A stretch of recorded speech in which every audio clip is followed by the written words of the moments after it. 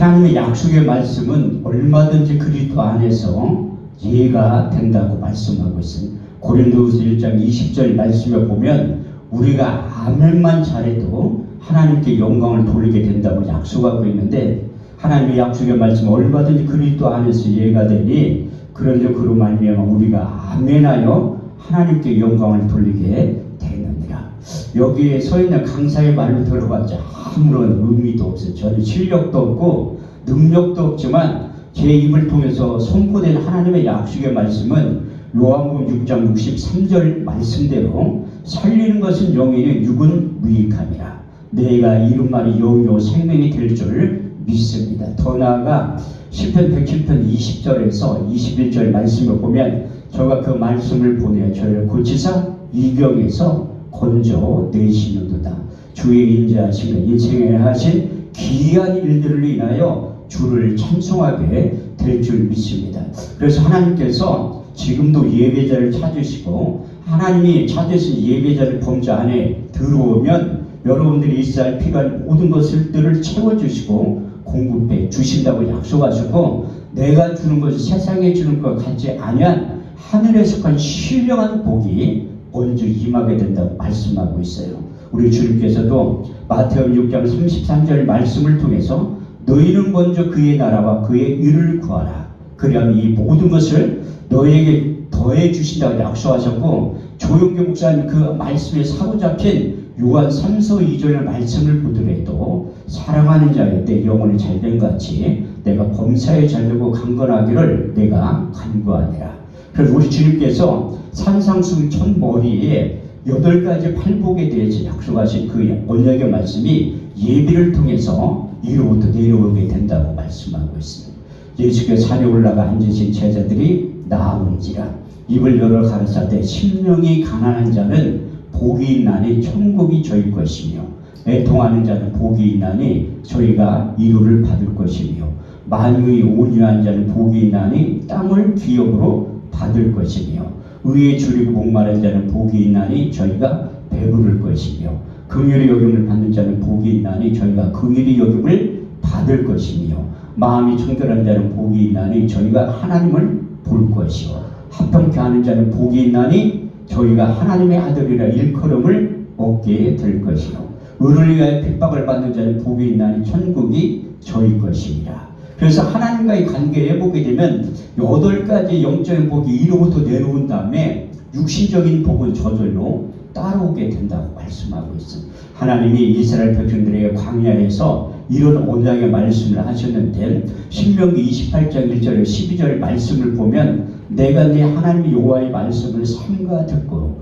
오늘날 내게 명한 그 모든 명령을 지켜 행하면 내 하나님 여호와께서 너를 세계 모든 민족 위에 뛰어나게 하실 것이라. 내가 내 하나님 여호와의 말씀을 순종하면 이 모든 복이 내게 임하며 내게 미치리니 내가 성읍에서도 복을 받고 들에서도 복을 받을 것이며 내 몸의 소생과 내 토지의 소산과 내 짐승의 새끼와 무양의 새끼가 복을 받을 것이며 내 강주리와 떡방정 그릇이 복을 받을 것이며 내가 들어와도 복을 받고 나가서도 복을 받게 될 것이라. 내 하나님 여호와께서 하늘의 아름다운 보화를 열으사 내 땅에 때를 따라 비를 내시며 내 손으로 하는 모든 일에 복을 주시리라. 이것도 복이지만 진짜 복은 하나님의 말씀을 가까이 하는 게 복이라고 말씀하고 있습니다.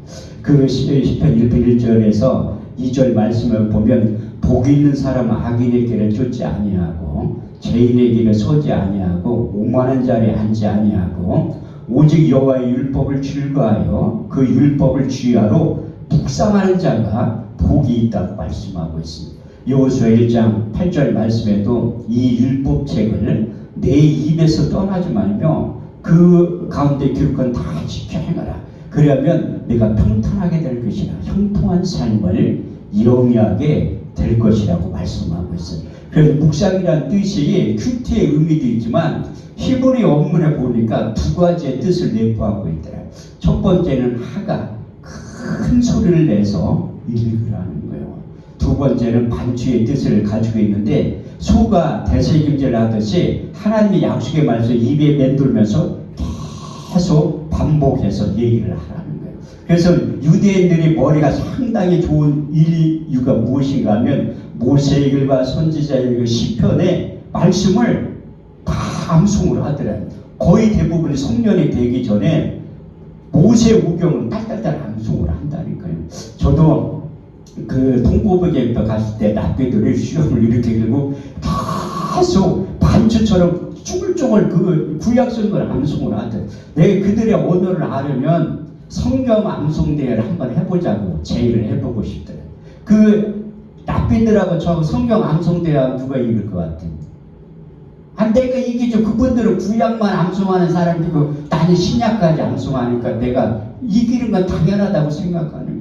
근데 유대인들이 어렸을 때부터 세마 교육을 시킨 거예요. 신명기 6장 4절에 9절 말씀을 보면 이스라엘 들으라 오직 여호와는 하나인 여호와시니 너는 마음을 다하고 성품을 다하고 힘을 다하여 내 하나님 여호와를 사랑하라. 오늘날 내게 명한 그 말씀을 너는 내 마음에 새기고 내 자녀에게 부지런히 가르치며 집에 앉았을 때에든 누웠을 때에든지 일어날 때에든지 길을 행할 때에든지 이 말씀을 강론할 것이며 너는 그것을 내 손목에 메어 기호로 삼으며 내 미간에 붙여 표를 삼고 내 집 문설주와 바깥문에 기록할지니라.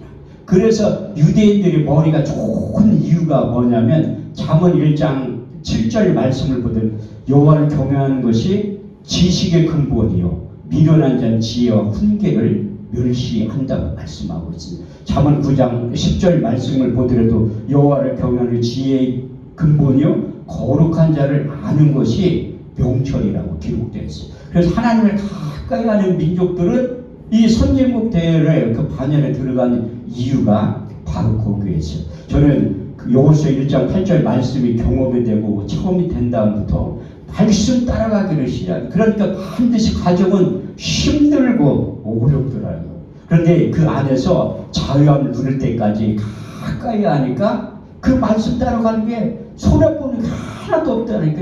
내 이성으로 판단할 때 안 될 것 같아도 결과는 다 돼 있더라고요. 이게 하나님께서 각자에게 주신 하나님의 약속의 말씀이에요. 그런데 구약이나 신약이나 하나님 앞에 쓰임받는 자들은 표현이 말을 잘 못한대 나처럼. 이게 말 못한다 표현 그 대표적인 구약의 인물이 모세예요. 모세가 말을 너무 잘하는 사람인데도 못한다고 하나님 앞에 구한다니까. 출애굽기 4장 10절에 12절 말씀을 보면 모세가 여호와께 고하여 이르기를 본래 나는 말에 능치 못한 자이나 주께서 종에게 명하신 이유에도 이러하니 나는 입이 뻣뻣하고 혀가 둔한 자로 고백을 하니까 하나님께서 모세를 책망하십니다.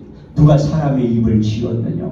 누가 벙어리나 길목걸이나 속경이 되게 하였느냐? 나 여호와가 아니냐? 이제 가라. 내가 할 말을 가르친다고 말씀하고 있습니다. 그리고 우리가 하나님의 일을 사역할 때 하나님께서 할 말을 가르쳐준 그 말씀에 믿음으로 순종하면 좋은 열매로 나타나게 된다고 말씀하고 있습니다. 또 예레미야 선지자도 자기는 아이라 말할 줄을 못한다는 거예요. 예레미야 1장 4절에 9절 말씀을 보면 내가 복중에 짓기 전에 너를 알았고 태에서 나오기 전에 너를 구별하였고 내가 너를 열방의 선지자로 살리노라 하시기로 주 여호와의 보소서 난 아이라 말할 줄을 알지 못하나이다. 여호와께서 그에게 일러 가라사대 너는 아이라 하지 말라. 내가 너를 누구에게 보내든지 너는 가면 무엇을 명하든지 너는 말할지라. 너는 그들을 인하여 두려워하지 말지니라. 여호와께서 그의 입에 손을 대시며 이르시되 할 말을 입속에 넣어주셨다니.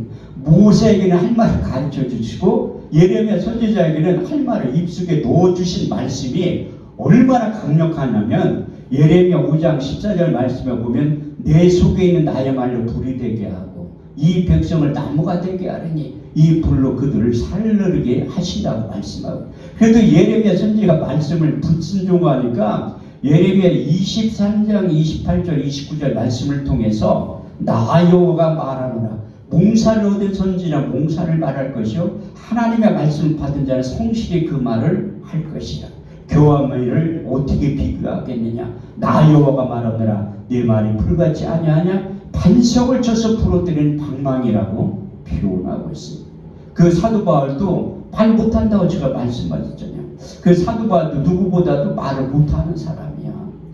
고린도서 10장 10절 말씀을 보면 그 편지는 중하고 힘이 있으나 그 모음으로 대할 때 말에 시원치 아니하니라. 바울의 고백도 고린도서 11장 6절 말씀을 보면 난 말에는 조래나 지식에는 그렇지 아니하다고 기록되어 있습니다. 예수님의 제자들도 말 못하는 사람들 부른 거예요. 직업의 분포도를 보면 다 흙수저를 불고 태어난 사람들을 부른 다음에 이로부터 능력을 준 거예요. 마태복음 10장 1절 말씀을 보면 제자들을 부른 다음에 의사 면허도 줬다니까요. 제자들을 부르시며 더러운 귀신을 쫓아내며 모든 병과 모든 약을 고칠 수 있는 능력을 주셨다고 말씀하고, 요즘 말로 표현하면 의대 출신이고 또 의사 면허도 줬다고 성경에 써 있잖아요. 또 마태복음 10장 19절에 전도하면서 보내면서 무엇을 말할까 두렵지 말라고 하니, 무엇을 말할까 염려치 말라. 그때 무슨 말할 것을 주시리니 말하니 너희가 아니라 너희 속에서 말씀하시는 자 곧 너희 아버지의 성령이시라. 그래서 하나님이 그 사람들을 부르시고 말 잘할 수 있는 능력을 주시는. 근데 인간들은 범죄한 이후에 하나님의 생각과 다른 생각들을 가지고 있다니까요. 왜? 영이 떠난 다음에 세상 소리는 무지하게 잘 들리는데 하나님의 음성, 영의 소리를 들리지 않는 거예요. 그래가지고 사사기 21장 25절 말씀을 보면 그때에 이스라엘 왕이 없으면 자기의 소견에 옳은 대로 행하였더라.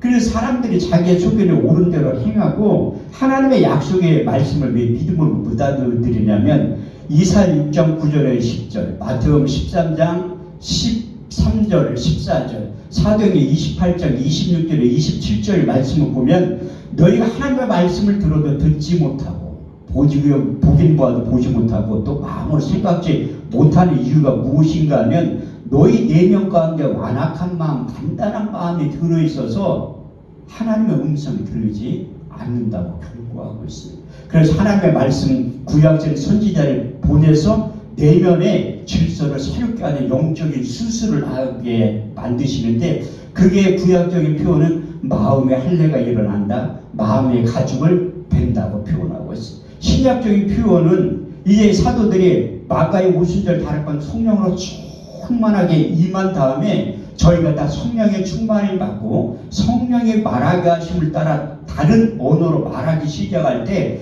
대제사장, 서기관, 바리새인 앞에서도 내가 보고 들은 예수를 전하지 않고 흔들 수 없는 뜨거운 마음을 주셔가지고 그 말씀을 선포할 때 그 말씀을 들었던 사람들이 마음이 찔렸다고 표현하고 있습니다. 사도행전 2장 37절에서 39절 말씀을 보면 저희가 이 말을 듣고 마음에 찔려 베드로와 또 다른 사도들에게 물어가로되 형제들아 우리가 어찌할까 하고는 베드로가 가로되 너희가 각각 회개하여 예수 그리스도의 이름으로 제사함을 얻으라. 그리하면 성령을 선물로 받으리니 이 약속은 너희와 너희 자녀와 모든 번대 사람 곧주 우리 하나님을 얼마든지 부르시는 자들에게 하신 것이라. 그래서 사도들이 하나님의 말씀을 전하고 증거할 때 마음이 찔렸다고 표현하고 있습니다. 스데반 집사님도 하나님의 영으로 감동돼서 성령이 말하게 하심을 따라 하나님의 말씀을 전하고 증거할 때 사도행전 7장 54절, 57절, 58절 말씀을 보면 저희가 이 말을 듣고 마음에 찔려 저희를 향하여 이를 갈거나 큰 소리 지며 성 밖으로 내지며 돌로 쳐주겠다고 말씀하고 있습니다. 이렇게 하나님의 말씀이 증거되고 선포되어지는 자리는 마음이 찔리고 마음의 가죽을 펴고 마음의 할례가 일어난다고 말씀하고 있습니다. 사도 바울에 의하면 고린도서 10장 4절 5절 말씀을 보면 우리 내면 가운데 있는 완악함만 견고한 진이 무너지기 시작한다고 말씀하고 있습니다. 그래서 그 견고한 진이 무너진 다음에 하나님께서 하나님의 약속의 말씀을 우리 육의 신비에 새겨지게 만드는 거예요. 에스겔 36장 26절에서 27절 말씀을 보더라도 내가 너희에게 새 영을 두고 새 마음을 주어 너희 몸에서 굳은 마음을 제하여 버리고 부드러운 마음을 줄 것이며 너희 속에 새 신을 주어 너희가 율례를 행하며 규례와 법도를 지켜 행할 수 있는 능력이 이로부터 임하게 된다고 말씀하고 있습니다. 우리 하나님께 주신 율법은 하라는 거 365개 하지 말고 248개인데 우리의 생각은 거꾸로 거꾸로 얘기해. 하라는 건 안 해. 하지 말라는 건 길을 쓰고 하려고 한다는 게 왜? 하나님의 생각과 우리의 생각이 다르기 때문에 그래요. 그래서 우리가 하나님의 약속을 많이 들으면 이 견고한 진이 무너지고 생각으로 사로잡아 그리스도께 복종케 하는 거예요. 그래서 하나님께서 우리에게 땅 끝까지 이루 예수 증인되기 위해서 말씀도 육의 신비에 새겨지게 만드는 거예요. 왜? 성령이 우리 육체 가운데 임하면 예언을 말하게 되는 거예요. 예언이라는 게 따라 명동당 팔아가지고 저 강남 땅 산 이건 무당들이 하는 예언이고, 그 하나님의 사람은 성경 전체 31,173절을 벗어나지 않는 게 예언이라고 성경은 말씀하고 있어요. 제가 무살기도 옛날에 설교하러 자주 갔을 때 부원장했던 전우모 목사님이 하도 강사들이 와가지고 예언에 대해서 엉터리로 설교하니까 한 목사님 예언에 대해서 한번 설교를 해보라고 하던데, 그래서 한번 한 적이 있다니까, 예언 기도에 대해서 설교를. 그런데 하나님이 그 많은 분들에게 하나님의 말씀에 사로잡혀서 땅끝까지로 예수 증인 되게 하는 이유가 무엇인가 하면, 우리 주님께서 부활해서 이 땅에 40일 동안 계실 때 육신의 몸과 영의 몸을 같이 있을 때 마태복음 28장 18절에 20절을 통해서 이렇게 말씀하십니다. 하늘과 땅의 모든 권세를 너에게 주었으니 그러면 너희는 가서 모든 족속으로 제자를 삼아 아버지와 아들과 성령의 이름으로 세를 주고 내가 너에게 분부한 모든 것을 가르쳐 지키게 하라. 볼지어다 세상 끝날까지 내가 너희와 항상 함께 있다고 말씀하셨고, 마가복음 16장 15절에서 20절 말씀을 통해서 한 번 더 강조하고 계시는데, 너희는 온천에 다니며 만민에게 복음을 전파하라. 믿고 세를 받는 사람은 구원을 얻을 것이요 믿지 않는 사람은 정죄를 받으리라. 믿는 자들의 이런 표적이 따르리니 저희가 내 이름으로 귀신을 쫓아내며 새 방언을 말하며 뱀을 집으며 무슨 독을 마실지라 해를 받지 아니하며 병든 사람에게 손을 얹은 즉 나으리라. 제자들이 나가 두루 전파하세 주께서 함께 역사하시 그 따르는 표적으로 확실히 말씀을 증거하시니라. 마지막 세 번째 누가복음 24장 44절에서 47절 말씀을 보면 또 이르시되 내가 너희와 함께 있을 때 너에게 말한 바 곧 모세의 율법과 선지자들과 시편에 나에 대해서 기록된 일들이 이루어져야 한 말이 이것이라 하시고, 저희의 마음의 문을 열어 성경을 깨닫게 하시고, 또 이르시되 그를 누가 고난을 받고 죽은 자 가운데 제3일 만에 살아날 것과 그의 이름으로 제사함을 얻게 한 회개가 예루살렘으로부터 시작해 모든 민족의 전파될 일이 기록되었으니 너희는 이 모든 일이 증인이라고 말씀하고 있습니다. 그래서 우리가 땅끝까지 이르러 예수 증인되어야 될 이유가 무엇인가 하면 우리 주님께서 부탁하신 마지막 지상 명령이기 때문에. 제가 처음에 성남의 교회를 개척했을 때 해외 선교에 대해서는 전혀 관심이 없었더니, 근데 하나님이 그 아프리카 선교사님을 한 분 붙이더라고요. 그래서 제가 사우스 아프리카하고 짐바브웨 3번 갔다 왔어요. 이래봬도 하나님이 내가 아무것도 할 줄 모르니까 흑인들 앞에서 설교를 70번을 넘게 하는 거예요. 드물어 흑인 앞에서 설교를 그렇게 많이 한 목사님 드문다니까. 아프리카 가도 다 한인교회에서 설교하고 오지 선지인들 앞에서 그렇게 70번이 넘게 설교한 사람은 드물어요. 그 선교사님이 독일에서 유학을 하신 분인데 그 한국에 와서 아프리카로 이제 하나님의 발령을 낸 거야. 아프리카에서 이렇게 사역을 하실 때 우연히 나를 만나게 돼서 그 선교사님들 오면 설교를 한번 시켜보더라고요. 그래서 이제 자기가 코드가 맞으면 설교를 계속 시켜. 그래서 선교사님 할 기회도 나한테 다